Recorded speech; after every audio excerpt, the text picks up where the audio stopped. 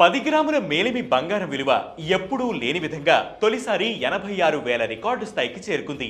ఈ ఏడాది చివరిలో దేశీయంగా 10 గ్రాముల బంగారం ₹1,00,000 దాటినా ఆశ్చర్యపోనవసరం లేదని నిపుణులు చెబుతున్నారు.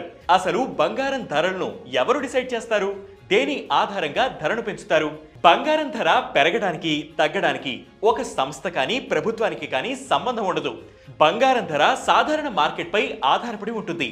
బంగారం మైనింగ్ కోసం ఎక్కువగా శ్రమించాల్సి ఉంటుంది. బంగారం ప్రాసెసింగ్ ప్రక్రియ కూడా ఖర్చుతో కూడుకున్నది. సాధారణంగా డిమాండ్ పెరిగినప్పుడు దానికి తగినట్టుగా ఉత్పత్తి పెరగకపోతే బంగారం ధర పెరుగుతుంది.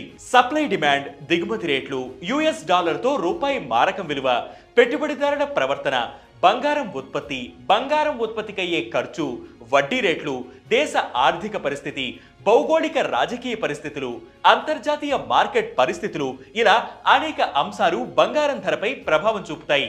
అయితే ప్రతిరోజు బంగారం ధరను నిర్ణయించేది మాత్రం Indian bullion and jewellers association. ఇదే భారతదేశంలో బంగారం ధరను నిర్ణయించే ప్రధాన సంస్థ. దేశంలోని అతిపెద్ద బంగారు డీలర్లతో ఈ సంస్థ ఏర్పడింది. బంగారం ధరలను నిర్ణయించడానికి ఐబీజేఏ వారితో కలిసి పనిచేస్తుంది. దేశంలోని 10 అతిపెద్ద బంగారు డీలర్లతో మాట్లాడుతుంది. వారి నుంచి బై అండ్ సెల్ కోడ్స్ ని తీసుకుని లెక్కిస్తుంది. స్థానిక పన్నులు, దిగుమతి సుంకాలు, కరెన్సీ హెచ్చుతగ్గులను పరిగణలోకి తీసుకుని బంగారం రేటును సర్దుబాటు చేస్తుంది. ఆ తర్వాత రోజువారీగా బంగారం రేట్లను ప్రకటిస్తుంది.